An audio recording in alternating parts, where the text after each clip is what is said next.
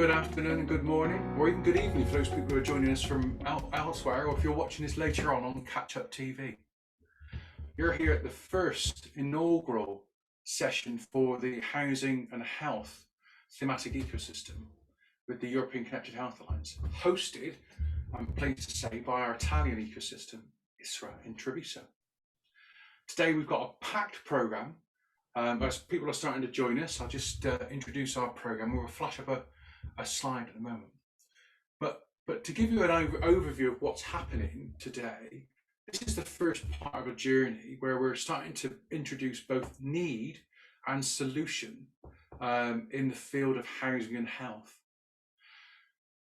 We're doing this because we're adopting what we use elsewhere, which is as an ecosystem model. That model's been tried and tested across many jurisdictions, many geographies. And what that does is help us to bring in all the stakeholders of health. Let me just show you what I mean by this, and then we'll crack on with our programme. Ecosystems, as we see them, are ideal opportunities where people can both match need and solution. We bring together all the stakeholders in health and social care in one place, either in a geographical setting or today in a cross-border setting online, which is great because that means we can bring in the whole of our ecosystem network. What that enables us to do is to start breaking down some of the silos that exist around the field of housing and health. And housing and health has a great big silo problem because for many years, I've worked in both fields, neither party will talk to each other. Housing won't share information with health, health won't share information with housing. They're very different and they never talk. Well, that needs to stop. And so what we're trying to do today is bring the stakeholders together from municipalities and regional governments who are involved with both health and housing to look at what the needs are around housing, but also where good practice exists and what's been done already. So we don't have to reinvent the wheel. So we've got some fantastic examples of that coming up today from both perspective from Italy, from Northern Ireland, and a European perspective as well. As well as breaking down silos, our ecosystems are there to actually do things, to transform healthcare and housing in this case, because we know the impact that housing can have on healthcare. And lastly, because this is an enormous area of growth, an enormous area of potential spend, there's an economic opportunity too. And why wouldn't you look at something that's a vast spend for your economy as an opportunity as opposed to a burden? So we've built up a series of geographic ecosystems all over the globe. Some of them will be here today, some of them will be watching on Catch Up YouTube later. But you see that ecosystem network's grown or out of proportion, I should say, over the last 2 years because of the pandemic. As people have wanted to come in and collaborate together, we've seen our ecosystem grow as a network. From 11 years ago, having a network of one ecosystem that I can remember joining in Manchester, to be followed by colleagues in Northern Ireland and Finland and Republic of Ireland, to now a network of over 70 geographic ecosystems over the globe, ranging from Argentina to Australia. Those ecosystems have demanded more opportunities to collaborate because they know by collaboration they get the best practices shared, they get to scale up good solutions, they get to collaborate and engender that spirit of transformative healthcare. What we've done in response to that is build a series of what we call thematic innovation ecosystems. Now these are the same concept as before, permanent multi-stakeholder gatherings, but on a thematic level. So today on housing and health, we'll be looking at, introducing you to the subject, but also then start looking at, areas such as smart housing or funding on a different level each time, going down on a deep dive, but bringing in the best from our other ecosystems and our members and our ecosystems members. So we're proud today to feature all three of those with our members and our ecosystems in a packed programme that I think will help kick off this topic. I'm going to hand over now to my colleague Oscar, just to show you where this part of the programme is being recorded. We will have some breakout sessions. We will not record those sessions because that's between conversations between ourselves here. It's one of Zoom's limitations. let me hand over to my colleague Oscar, who's not only one of our ecosystem leads, he's involved with many European projects in this area, and he's the pin that links all of our speakers here together today. Oscar, over to you. Thank you very much, Andy, and welcome to you all to this launch of the thematic ecosystem. Let me start with why we want to work on such kind of topics. So first, let me say there's huge movement around conversion building around Europe, because in average, we know we have more than 70% of the building aged around 80 years and more, depending on our countries, but there's a huge need of energy saving, adaptation, and also we need to overcome loneliness. But as we know, almost for older people, that is the main target that we are working on, not the only one, but the main one. This is a great phenomena that we need to overcome altogether. So our motivation regarding working on this comes together with also the new trends that we have in terms of funding opportunity coming from the next generation recovery and resilience plan, that is the European plan that is going to be implemented in all the European countries. So the idea is to work together in sharing ideas, knowledge, opportunities, in creating such kind of large working group. So this need, let's say, will be transformed in a methodology that we want to let's say, taste today in terms of methods. That is the breakout room section that we will have later on after the speaker presentations. That is, let's say, the endeavor that we will do in terms of knowing each other better, and knowing what we could do together in sharing experiences and further opportunities, but almost how we could design, let's say, and work on a very easy and not time demanding and time consuming way to stay in touch along the time, because we think that during this first semester of 2022 and in the second part of the year, huge funding and let's say opportunities will be in front of us. So we need to be ready and try to have this sprint all together here. So that's why we divided the large housing and health topic in 4, let's say, strands that are in the agenda. So one is about smart buildings. So for example, how the deployment of technology, the IoT, the AI applications could work for supporting people along the aging process. And so the other issue is the green approach that we need to have for building a design.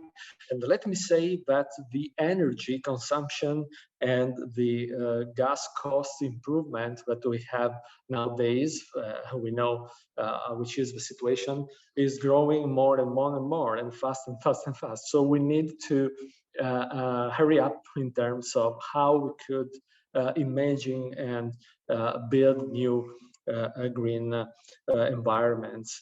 And also the innovative social models comes to build new communities that could engage people in reducing the social isolations and also in the, let's say, optimizations of the way of life. Because, for example, we are observing nowadays almost here in Italy, but I guess it's quite the same all around. But people, you know, families are splitted. The son or daughters live far away, so there's huge of debate about how people could still, let's say, to utilize large apartments or houses that they cannot afford anymore. So here comes also the finance and the economic sustainability and the governance of such kind of new community places that is, who could be in charge as, let's say, the main actor able to intercept several private and public funding, and in maybe also imaging vehicles, financial vehicles that could be used to pursue this social aim. So those four pillars are the ones that we would like to share and work on with you. So it's a common challenge, let's say.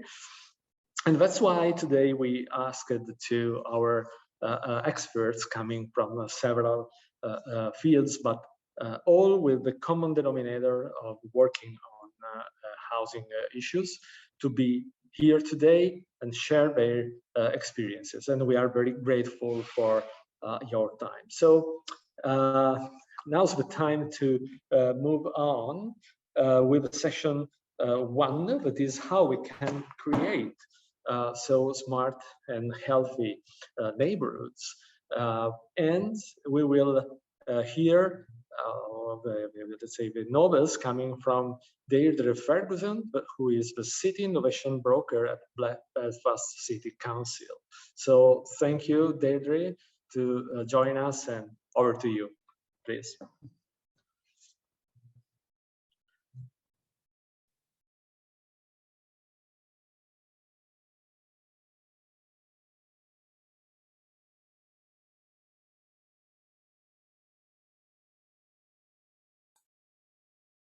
That's it, Deirdre, and you're on mute now.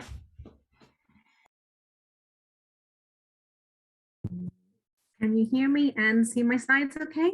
Yeah, that's perfect. Okay, so I seem to have got to the last slide first, so I'll reverse my slides in order.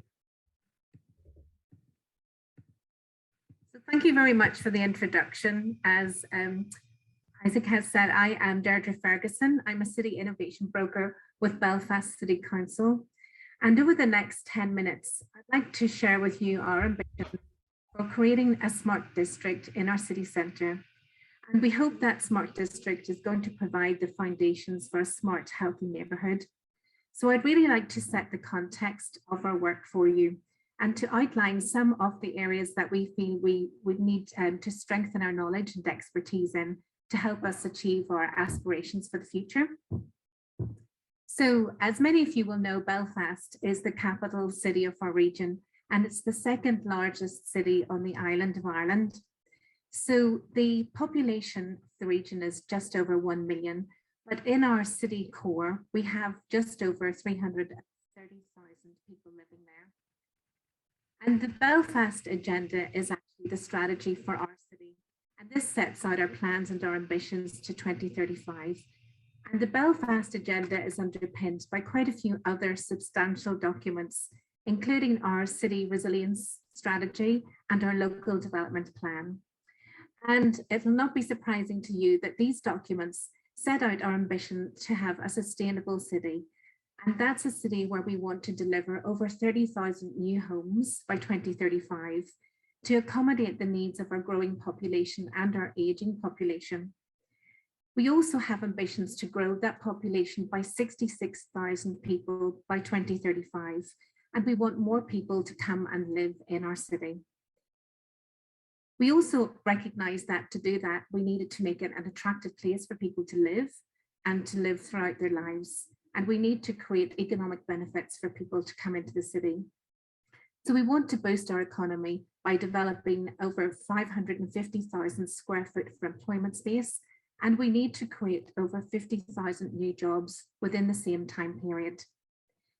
We also want to put initiatives in place to transition to a zero carbon, emissions-free, climate resilient economy.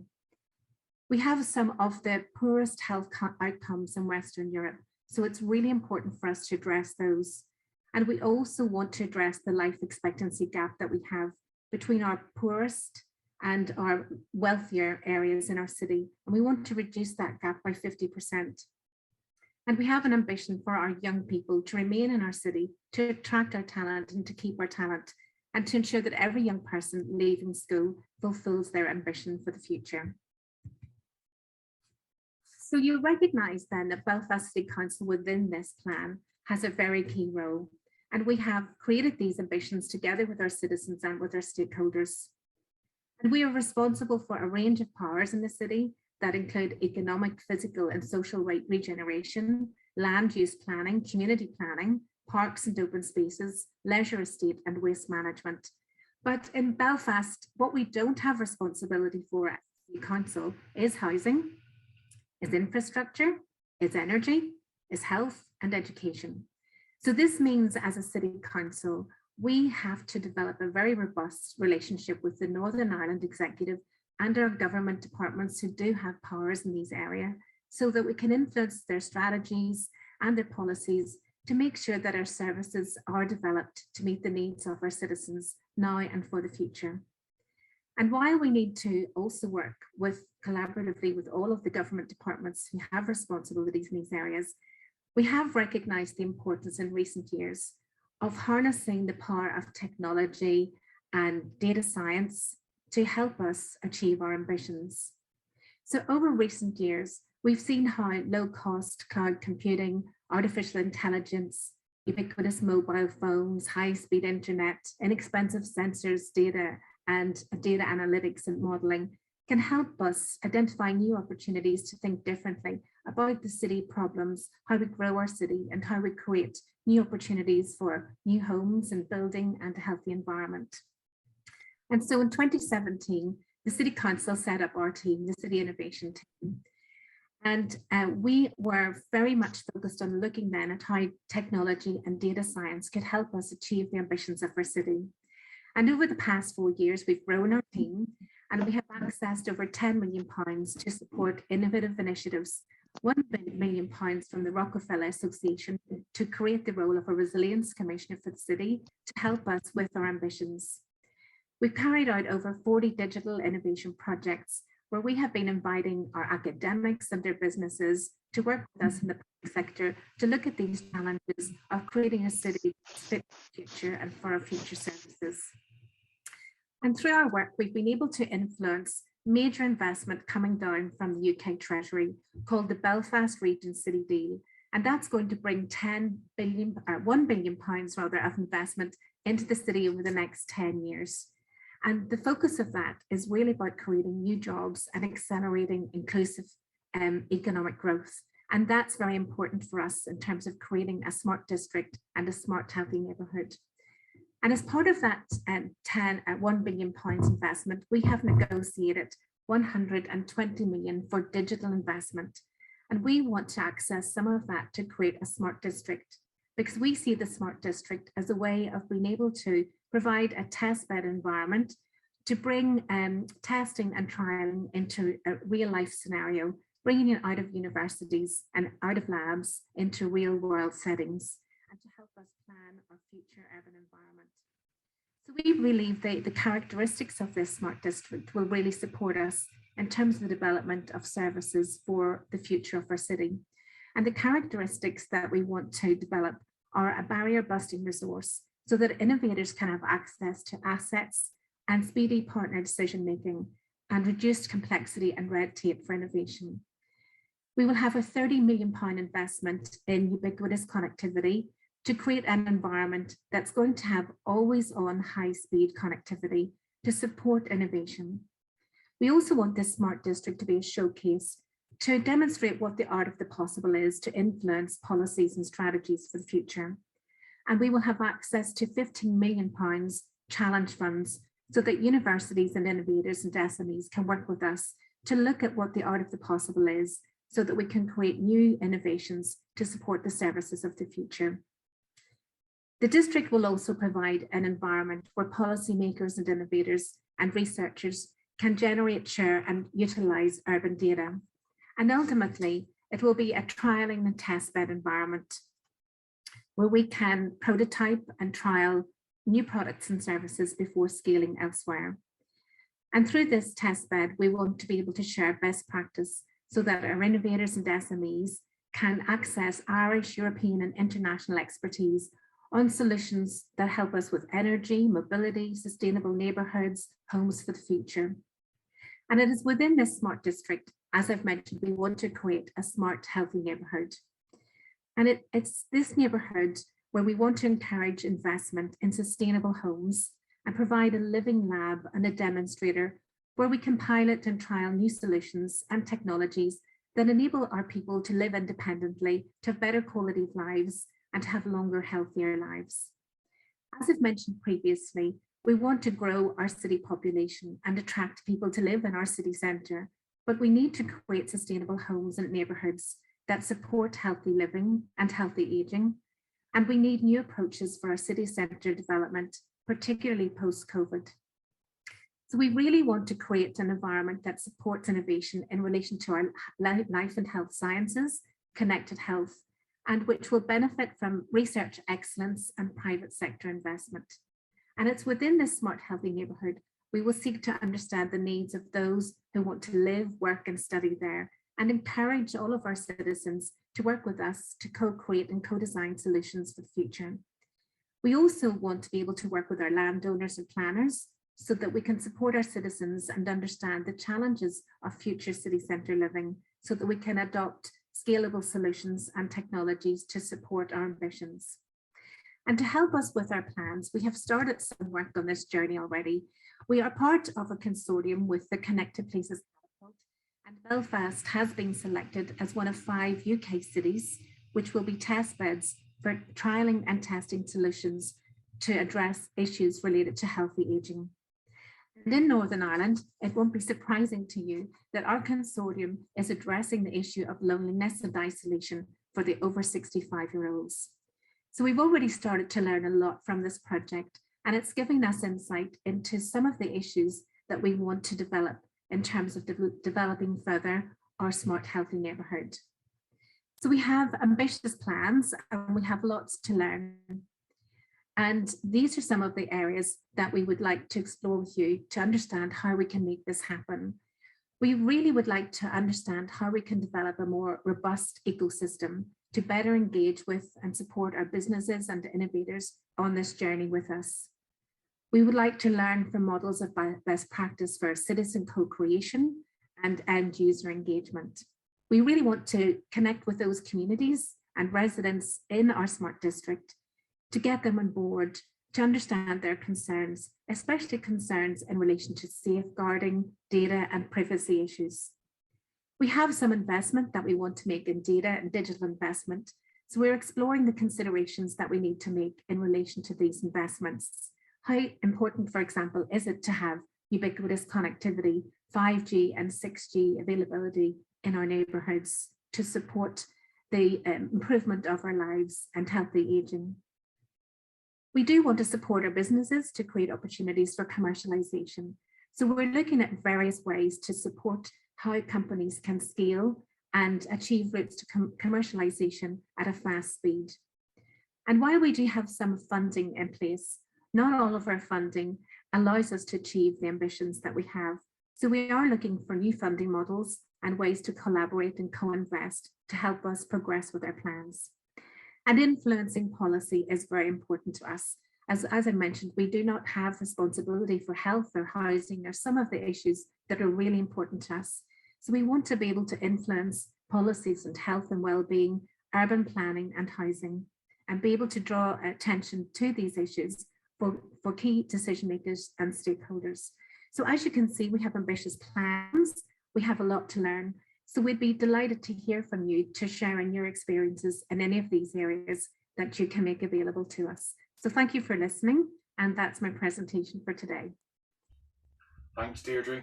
I think a really good example there, a classic example of need in 10 minutes. So I think, you know, a lot to start on there. And I think certainly from the people I know that are in the audience and the people I know will be watching this later, there's a lot of experience across Europe and across the globe on some of these areas.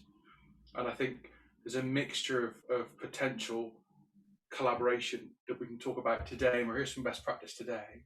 Obviously, with the role of the European Connected Health Alliance, one of the first things we'd like to do is perhaps, without building behind you in my mind, think, let's look to a bit of more positive times that we've got now and get a physical face-to-face Northern Ireland ecosystem session specifically on this topic, I think it'd be an ideal topic. So that's item number 1 on the geographical side. But I'm conscious that's just only what the ECH Alliance can help with. Let's look perhaps at other examples from across. So I'm going to hand back to Oscar. So thanks for that, Deirdre. A really good, succinct understanding of what I think is a very clear need around what for many people will be quite familiar and for many people quite different. So Oscar, over to you. Thank you. Yeah.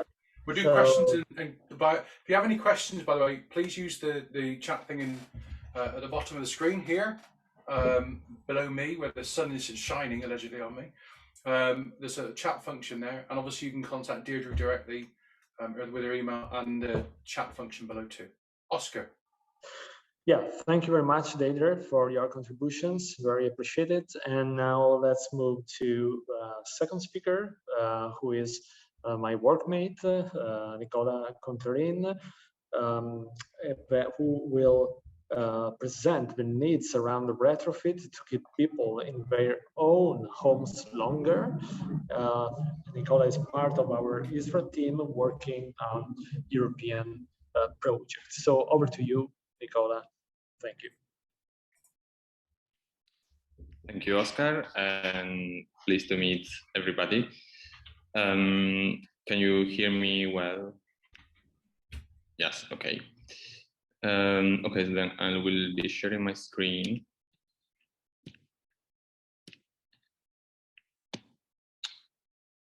Can you see my presentation? Yes. Yes. Good. Okay. So, as Oscar said, my name is Nicola Conterin. I'm a project manager at ISRA. Therefore, I'm a colleague of Oscar, and we are a public care provider based in Treviso, in the northeast of Italy. And I will be talking to you today about the needs around retrofitting.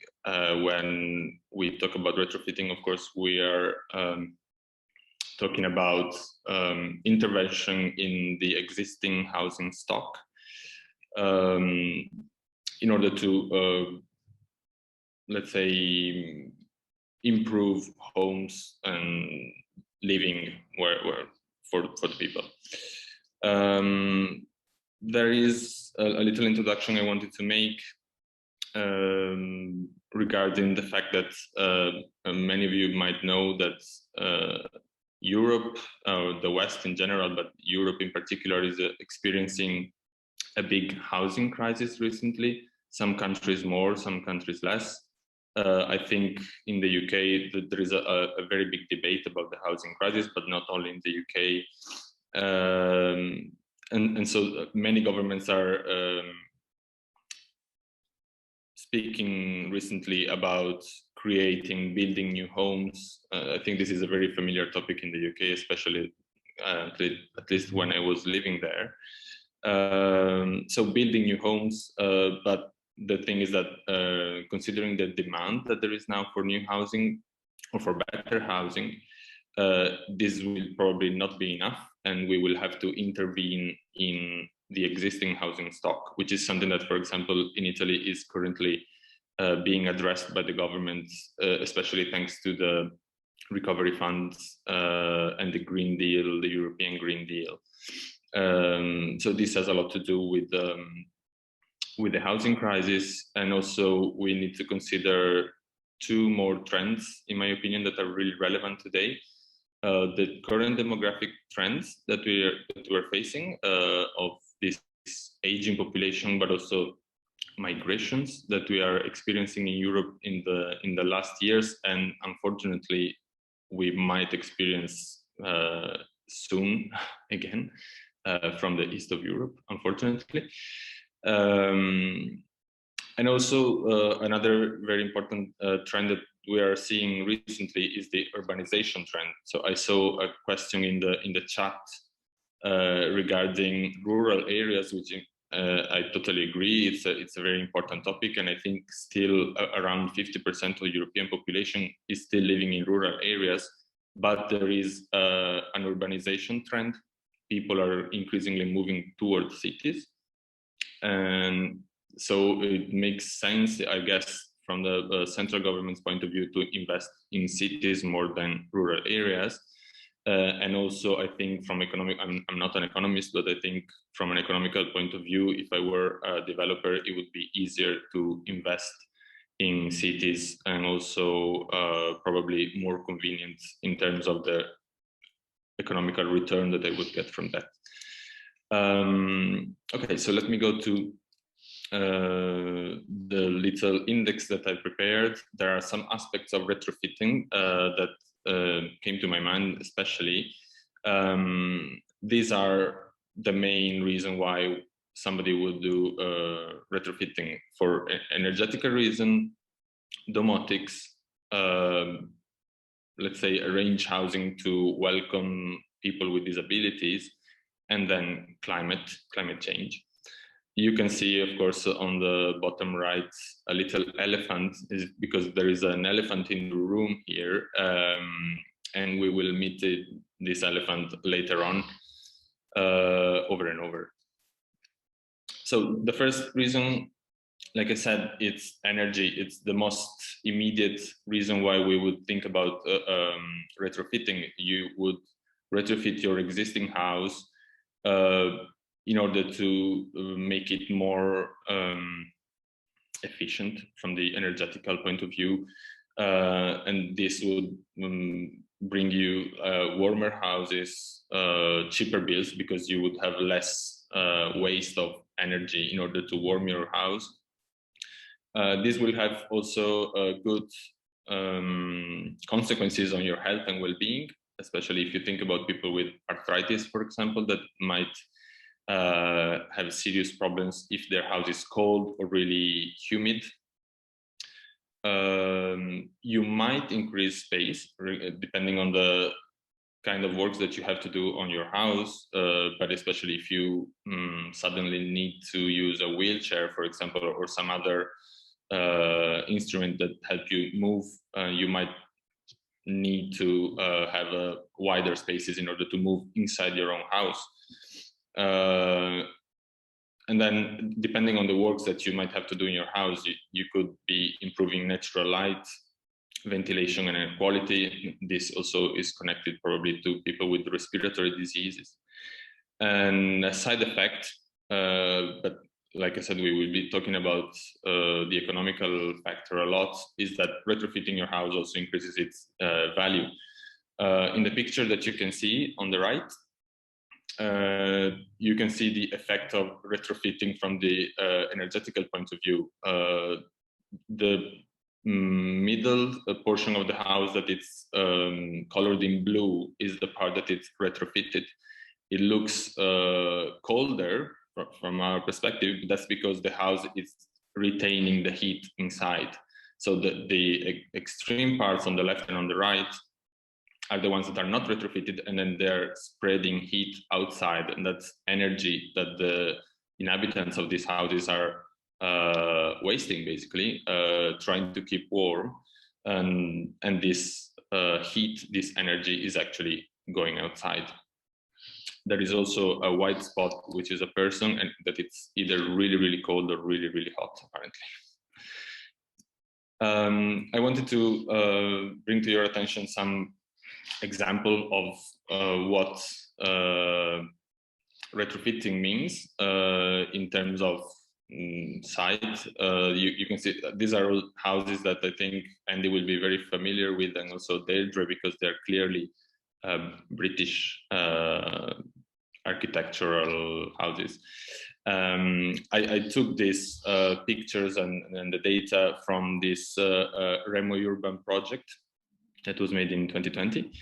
And these are houses that they experienced to see the results regarding the benefits of retrofitting houses. So you can see the house on the left, in the first instance, I think is the last house of the row, how it became on the right, and so on. So these are also some other examples. In my opinion, they also become a little bit prettier, but that's just a personal taste, let's say. The second topic I wanted to talk about is domotics, and since I only have 10 minutes, I'm not going to talk a lot about what domotics is and why is it good for your health, how it can be useful for you, even though probably, again, answering to the question in the chat, it's probably a good way to improve housing and health for rural communities, since you might not have all the services you want next to you, then domotics might give a little help. The point I wanted to make is regarding domotics is that we have two roads here. Either you plan for domotics in new buildings, and so you already can start designing the house knowing that it will host some domotic appliances and devices, and so you have an embedded design that gives you a good product that is being designed for that, and you can see the good looking Mickey Mouse there representing the good looking house. Or if you need to retrofit a house that was not planned to host this kind of appliances and devices, then you either have to make some arrangements that I call make-do design. Like I have to find some compromise with the structure that my house was designed with, and try to arrange it, make it work somehow in order to being able to host new domotic appliances. Or if I want a really good result, I will probably have to invest a lot of money. So this is something that we need to consider, and it's already introduced in our elephant, let's say. The same thing goes with the issue of disability. Like, of course, you can design the house already for people with disabilities, or as is probably the case in the vast majority of the existing housing stock in Europe, and not only in Europe, the house was designed with other purposes in mind. Sorry. And we have to make subsequent changes to the house in order to accommodate new uses by people that might have some form of disability, or they might even just be aging and then having new needs that they didn't have to experience before. So when they designed their first house, it was according to how they wanted it and what their needs were at the time. But then growing old or growing some form of illness or some physical problem, the house is not fit for them anymore, and so they need to fix it, let's say. And this works in the same way as the previous slide that I showed. Either you invest a lot of money, or you have to see what you can do, the best you can do with the house you have. I decided to bring an example from this American website. I found they listed a few works that you might need to do to retrofit your house, for example, for disability purposes. The website, you can see it's called homes.com, and this is an estimate of costs from 2019.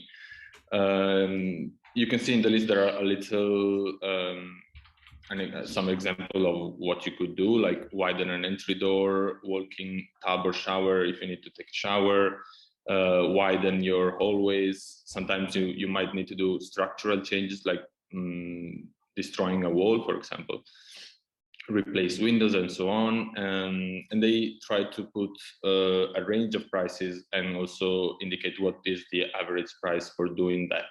Of course, you can see that if you had to do all these things, like the price would be really, really high.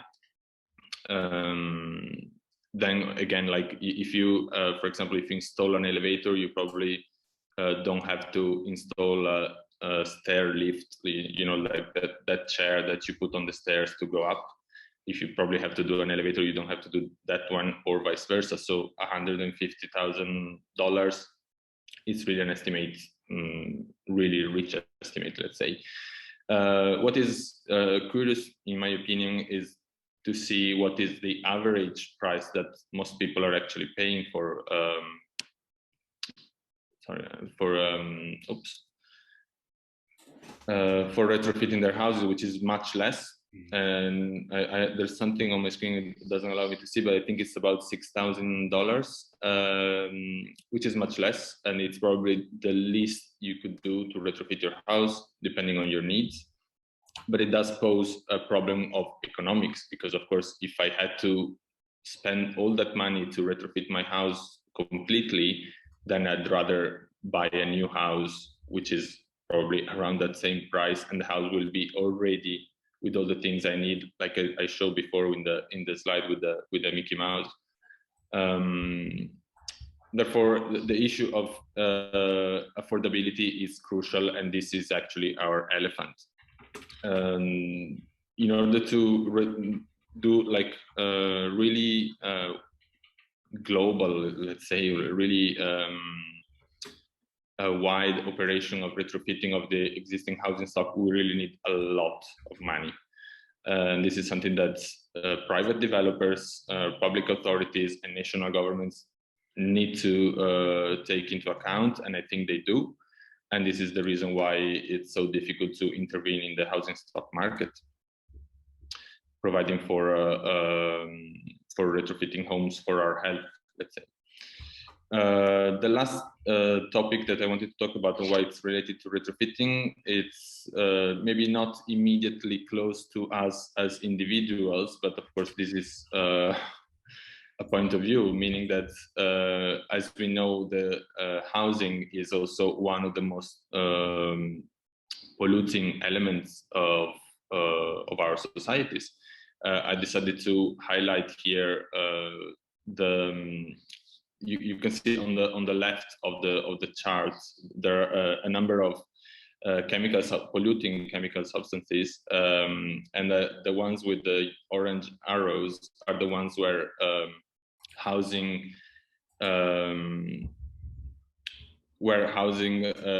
plays a very, very big role. I had to write down what they actually mean, because I'm not a chemistry expert, but that's black carbon, carbon monoxide, particulate matter with a diameter of 10 nanomillimeters or less, and fine particulate matter. And especially in the last two, you can see we hear a lot about this when we talk about road traffic, for example, but apparently housing is much more heavy on those, with one of them more than half of the PM 2.5 is produced just by housing. And housing, residential and commercial and institutional buildings, they are also responsible for the 20% of lead, I think, lead, and benzopyrene, it's the percentage is even higher. So one of the reasons why retrofitting is also very important is that we are now going more and more towards a green or greener society, a greener world, or hopefully we are. And then this is the reason why retrofitting is also very important. And like I said, it depends on how you see the individual responsibility of people concerning the effects on the environment. But of course, overall, altogether, we contribute. So renovating our housing stocks and make it more green, it's crucial in the next decades.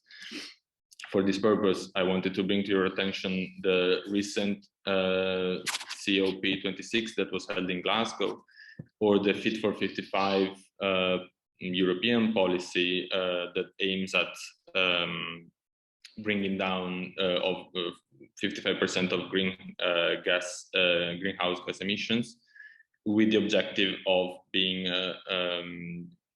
climate neutral by 2050.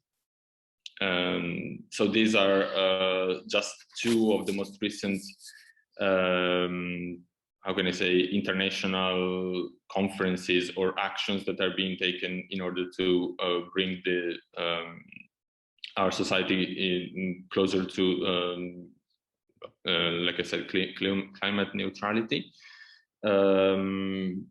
there are some actions that were generated during these conferences, although I have to say that most of them are just announcements and signing agreements, commitments, and this kind of thing. So we have to see then if the private developers and the national governments will actually be able to provide for these promises.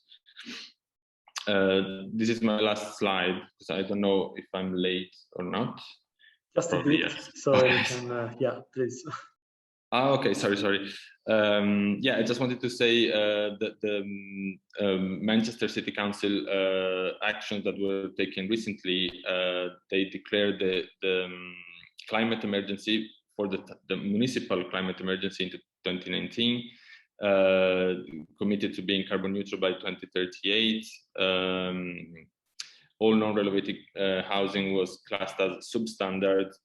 And I really like the fact that they approved a social fund grant for housing developers, 2 million euros to buy empty properties and renovate them. And they were saying if you just buy the houses and put them in the market, then it will be 90 homes, for example.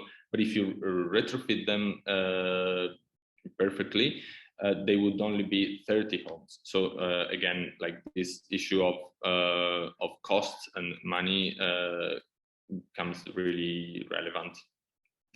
And that's it. Sorry, I took so long.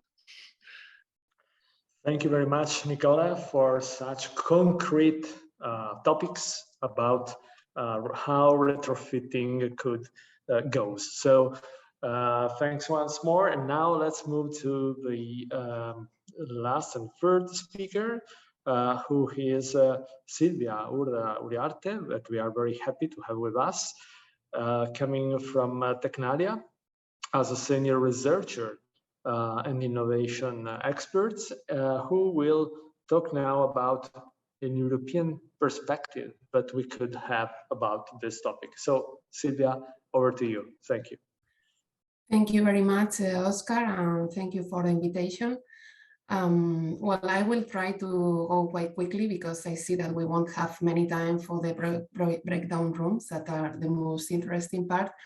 And I will try to give like an overall idea of what have been doing and what have already identified at European level when we talk about homes and health. So, sorry, this is not working. You can, okay. Well, this is, we have to be aware that after the COVID crisis, we are more conscious about the importance our homes have in our life, not just for older people, that was like the more visible part because of the isolation and loneliness issues, but also with the young people. And now a lot of cases are coming about mental health issues after the COVID. Also, we have been aware of the needs we have in our homes and what are the lacks we have also in other homes, more related to what Nicola has been saying about the quality of housing, air quality, energy efficiency, and other issues. And also we have been aware that when we are in a lockdown and we are taken apart from our community and our social network, that has a very big influence in our health either. Well, we know that if environments are disabling people, there are less chances for that people to contribute to society. You cannot work, you cannot volunteer, you cannot take care of anyone, you cannot consume. Healthy cities have more chances to be active citizens. We have to push for this and think in all the lifespan, and that will enable to untap the potential of all the citizens. We already know, as Andy has said, the influence and the impact that our living environments have in our health and well-being. Housing is a social determinant of health. And when we talk about getting old, healthy, that doesn't mean that we are not going to have any diseases. It just means that we should have the capacity to do the things we like best. And this depends on the one side in our intrinsic capacity, that is our health, mental and physical health. But of course, there is a very big influence in the environments we inhabit. If you live in an environment that doesn't allow you to go out to the street or to have access to services, you are isolated. That can have a very big influence in your mental health. Also, when we talk about accessibility, habitability, and safety, more related with what Nicola was saying about energy efficiency and those things, you can have health issues if you are chronic disease, about respiratory issues, if there is humidity in your home. Also, if your house is not adapted, you can have accidents and falls. And of course, when we talk about energy efficiency, we cannot forget about the energetic poverty that has also a big influence in our quality of life. And of course, our homes should be able to let us get care at home. That can be the support, the typical care you can get at home from caregivers, but also we should be able to have the readiness level or the infrastructure, the digital infrastructure that will allow us to have access to the new services that are being created now. We have to live clear when you talk about homes, and when we talk about housing, we are talking more than just what is the dwelling. We are talking in a place where our history is being developed, that we have a very personal tie with the place we are living, and leave us to be independent and have control over our lives and our project of life, to be active and healthy, and to be socially connected with our environment, our community. And this means that when we talk about homes and housing, we have not just to think on the building or the dwelling itself, we have also to think in all the community, and the community is the buildings around, but also the people that is living around and the services we can access. This is in a project that we did developed last year, and that some of you already know very well. We developed like a vision for 2040. It was focusing homes for all life course. So it was like, imagine a society where your house is truly your home, a supportive, enabling environment that helps you realize your full personal and social potential. Imagine a society where self-houses are within reach for Europeans of all ages, regardless of income, gender, race, or ethnic background, sexual orientation, health status, or disability. That is what we have to be thinking on. That is where we should go. What happens with this? Well, housing is clearly a public policy, and all the relevant stakeholders have to be involved. Of course, the owners and the people that is inhabiting the homes, but also all the ecosystem that is around housing, the construction sector, the public administration, the ICT and care service providers, all the financial sector. Also, we need to have appropriate tools and policy frameworks, having regulatory and legal frameworks that can cover under which umbrella can be developed these kind of initiatives. And of course, we have the issue that Nicola has already talked about the economic part of that, affordability. So in this project, I have said Homes for Life, we did analyze some situation in different European countries, and we saw that depending on the country and the context, there are very big differences. And some factors can be facilitators and can enable the fostering of new housing initiatives, innovative housing initiatives, new models. But in other cases, there are a lot of obstacles. For example, if you don't have a regulatory framework, it's very difficult to be able to push these kind of initiatives.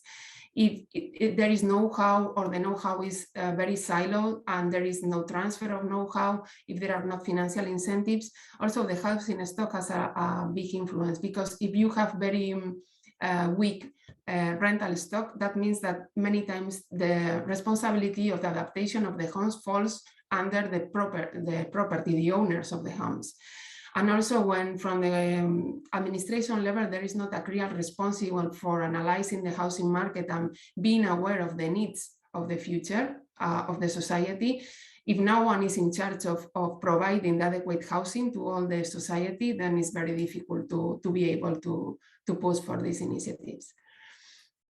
In this project, we did analyze different innovative housing initiatives across Europe. And we saw that there are a lot of them, and probably many of you that are attending this workshop will meet some of them. Of course, I have just put some of them, but we saw that we could, let's say, put them inside one of these categories. Many of them, most of them, are related to age-friendly housing, because as Oscar has said, when we talk about housing and health, many times aging comes to our mind, because it's when people start losing or having different health issues. But these categories are, the first one is showcasing technology, are those projects that are super technological, in many cases are like pilots with very digital infrastructure and a lot of implementation from the technological point of view that really don't come sometimes to cover a need. It's just like proposing different solutions. And many times they are inside already like a kind of ecosystem of different companies and stakeholders that are pushing for this kind of solutions. The other one could be like shelter elite, we call, that is more focused on the market that is around older adults. And here are those kinds of nursing homes, but high level luxury places where people can decide that they can afford go there and live in a community with all the services. Then we have conscious retrofitting. This one is those initiatives that have been implemented in already existing buildings, and many times are heritage buildings. This is important because, as Nicola has said also, when we talk about retrofitting and when we talk about retrofitting protected buildings, because they are heritage buildings, it's very difficult to see what you can do and what you cannot do. But on the other hand, many times these buildings are in the center of the cities. That is where people want to live. So it's important to take these kind of initiatives also into account. Then we have the specific communities, that is people that goes together because they have something in common. It can be religion, it can be, I don't know, a sense of watching life. It can be a group of friends or whatever, and they decide to go and fund their own community. Then we have the ecosystem building that is similar to showcasing technology. Probably is when there is a region that already has a strategy to be a front runner in these kind of solutions for aging at home or for homes for life course, and they are already involving all the stakeholders, the industry, the different companies in developing new solutions. We have some home sharing that it has existed always, but now with like new innovative solutions. And we have Retrofitting Challenge, that his name is quite funny. It's like to do things that the way that were done before, but now have changed. It's like, for example, to change again from, for example, in the nursing homes, to change again from that, from people being a patient that they cannot decide what they can do to be like in a kind of hospital, to change again to neighborhoods and communities, to go back what was in the origin. So there are some examples in the different countries, and you may know most of them because, I mean, are the ones that we have been talking about and that we all have been inspired by in some moment or another one. In Poland, for example, we have Mimo Wieku, At Home Despite the Age. That is a showroom apartment that has a lot of solutions to make it possible for all the adults to have an active and independent living, and also for people with disabilities. And they have a lot of implementations, best practices about accessibility, health, well-being, and have mobile devices to assist all the adults and people with disabilities.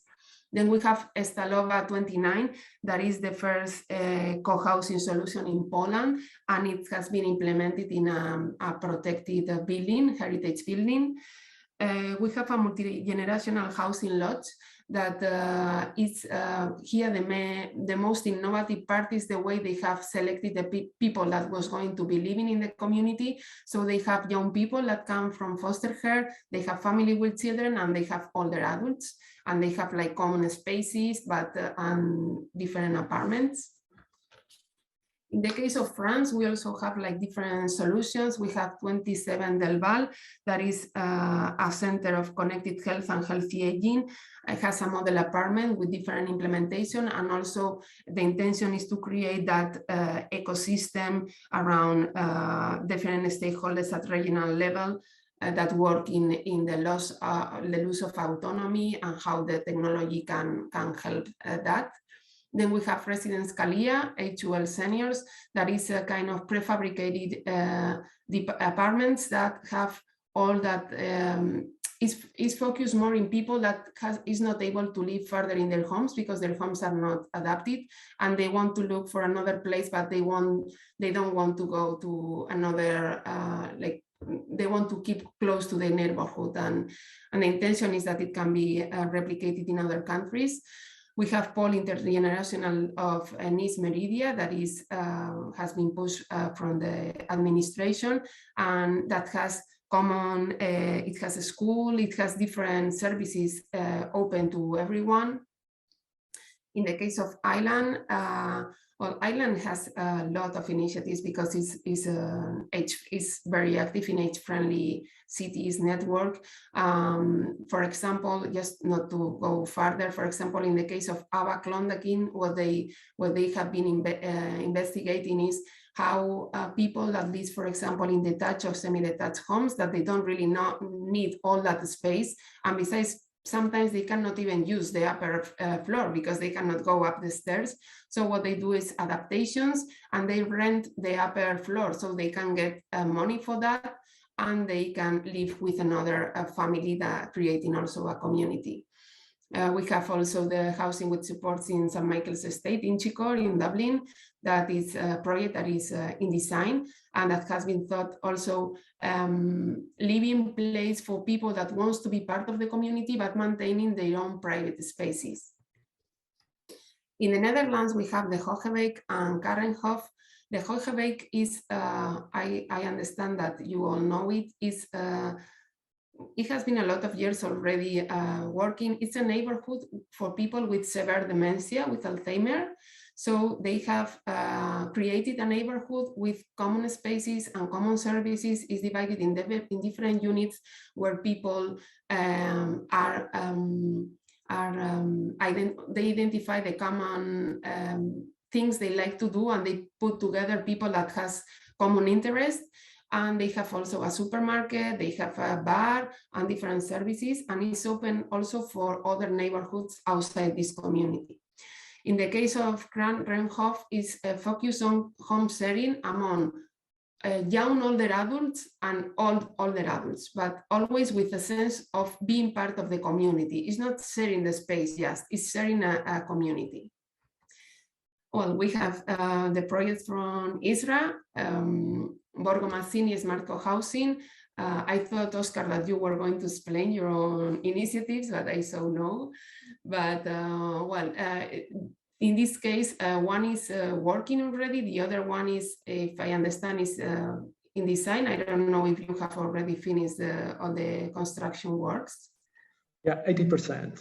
Yeah. Okay, so they are also an example of a new way of focusing this kind of intervention, taking into account ecology, taking into account smart homes and that approach, and also ergonomics and all the part of accessibility, and of course being the starting point, a participatory process, so that is really co-designed and co-created. And then we have two examples in Spain that are totally different. The first one is Residential City Bristol Cantábrico. That could be what we have said, a specific community. It's a group of people that have always been in relation with cooperative initiatives. And when they saw that they were becoming older, they decided that they wanted to decide where they wanted to live and with whom and how. So they created a cooperative, they launched a context, they bought a site in a rural area, and they have been designing the kind of services they would like to have. They have also thought that it could happen that some of them could, let's say, fall in dependency because of health issues. So they have also designed it, taking into account that some of the apartments have been totally adapted to people with severe health issues, so that they will be able to live there forever in their lives. And then we have Etxegoki. That is a building that is dedicated for people with physical disabilities, and is super technological. And probably the most innovative of it is the model that they have used. Is if you are living in Etxegoki, you have option to decide the kind of support you want to have. So depending on your capacities and what you want, you can get support from caregivers, and you can have different technological implementations in your apartment, but you are the one that decides. So this has made possible to young people with severe physical disabilities that were living with their parents in unadapted homes. They have gone here and they have been able to start going to university again, or going to see their friends, or going to see a football match or whatever, because the apartments are totally accessible and technological. So just to finish my intervention, let's say that there is a huge diversity in innovative housing initiatives, apart from the difference among countries, because the social context and the cultural context has a big influence also. There is also a difference among the character of the projects and what are the future directions proposed by each of them. Are geographically dispersed. I mean, there are some ones that are in big cities and some other ones are in towns and villages and rural areas. The most important part is that the innovation in many times is not so much focused on technical developments or let's say like new products and services and so on. Is more focused on social character of these kind of initiatives, how people organizes, how the day-to-day is organized, the new housing concepts is more focused in that. And then also we have seen that the concept of home, as I have said, is broader than just your apartment. All of them or most of them talk about community, being part of the community inside their own community, and also with the other neighborhoods that can be around the city around them. So that's all from my side. Thank you very much. Thank you for that, Thank Sylvia. You. Yeah, please, Andy. I was just going to say that was really interesting, Sylvia, and I think a great overview to see on a helicopter view such hidden gems of best practice. A couple of people have reached out in the chat function, Sylvia. We'll come back to you for some, because I know you've got links of all of these best practice examples to share from the work you've done. So as part of the follow-up for all the people who are on the call and watching it later on, we will send out what we can, obviously, from Sylvia and colleagues here in terms of those best practice examples. Certainly I've seen colleagues from Scotland are really interested in this, and I think there's lots of crossover. So conscious of time, Oscar, back to you. Yeah, thank you, Andy, and thank you, Sylvia, for such diversity and picture. And you helped me in bridging the next step, because when you talked about context and adaptation of the solution, is what we are going to talk in two breakout rooms. So one will be led by Nicola Conterin, but is about what does good look like, so experience of co-design, and the other with me, but is about where is the money that we need to do things like that. So now Raffaele will, of our team, will split ourselves in the group. We will have 20 minutes to maximize the result, and then back in the plenary. So please, Raffaele, if you could create the rooms. For those people who've not done breakout rooms before, you'll see a little thing pop up saying you're being moved to room X. Don't panic. And you'll appear in there on your own to start off with. Again, don't panic. It's not because you've not got any friends, that's just me. But just follow the links that come up in front of you. Okay, just a few moments for the assignment, and you will be redirected.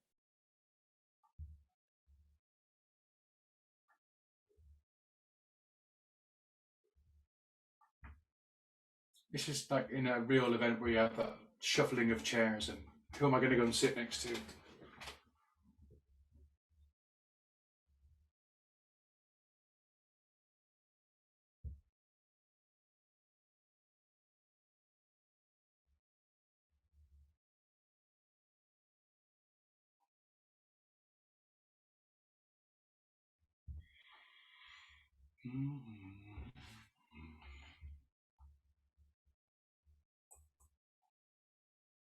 Aha!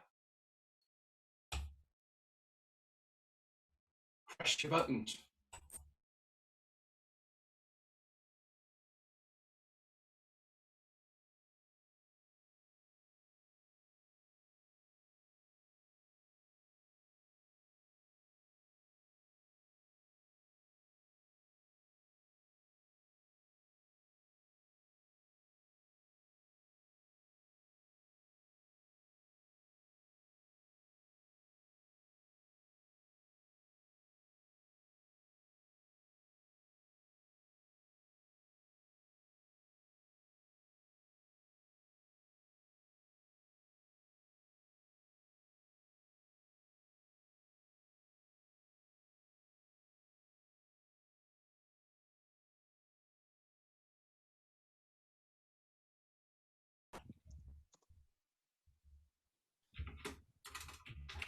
And then Oscar, you just kick off.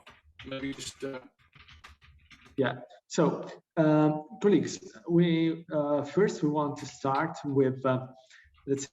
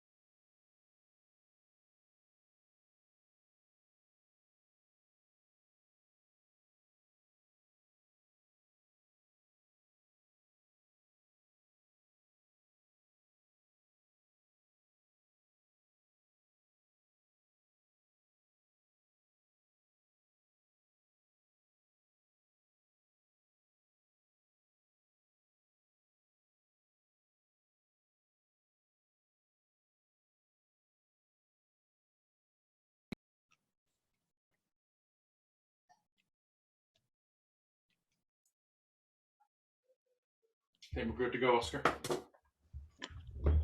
Yeah, I guess we are almost back.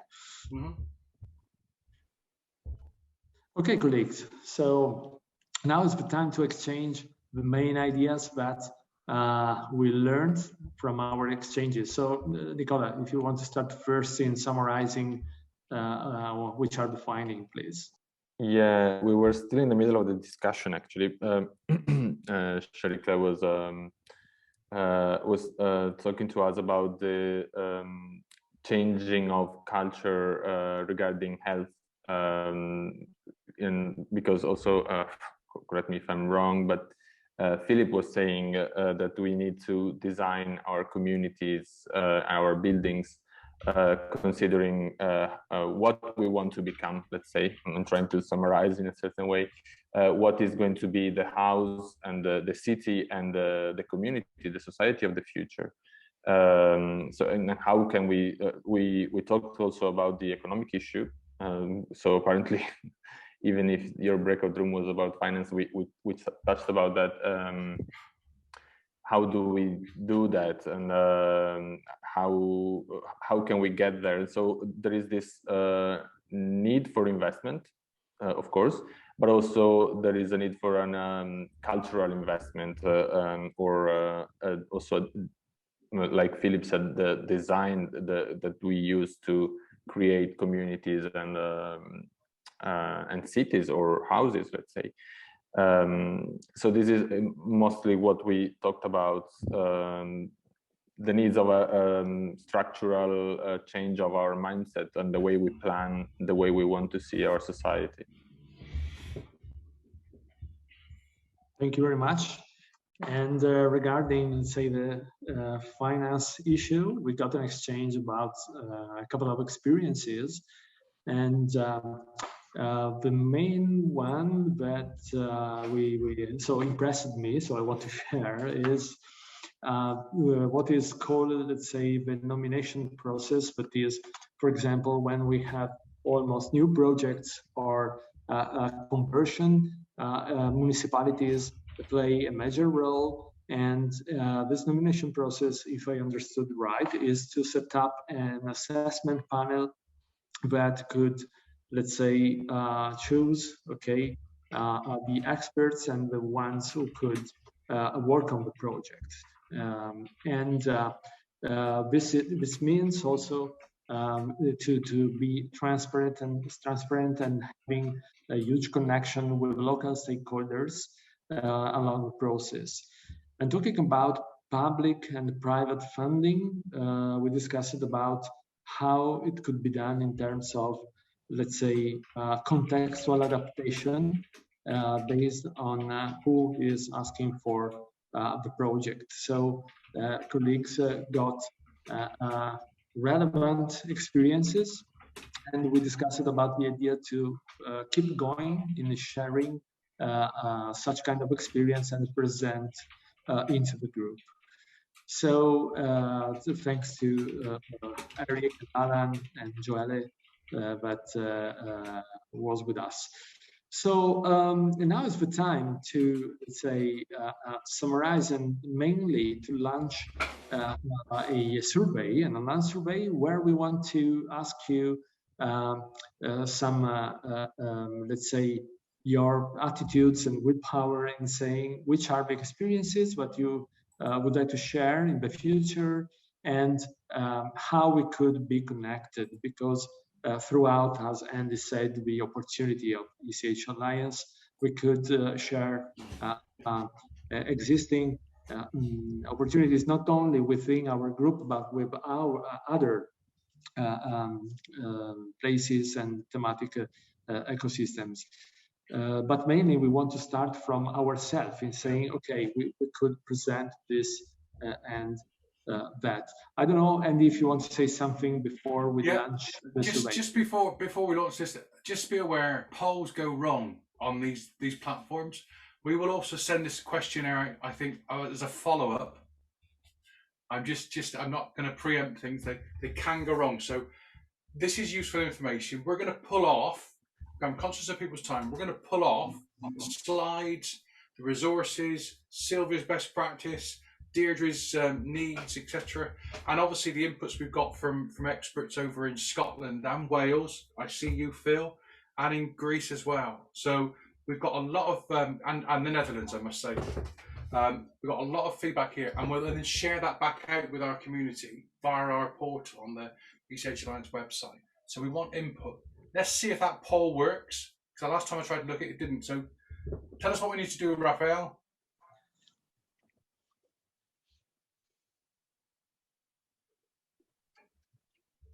There we go. Your poll's in front of you. See it live. Just a note to co-hosts, because co-hosts can only see the results. So if if you can see only the results and you cannot vote, it's because you're a co-host of the meeting. I'm there. I've nearly broken my mouse from clicking it so hard. Okay, so let's reply, please, to how satisfied are you of the content of this event?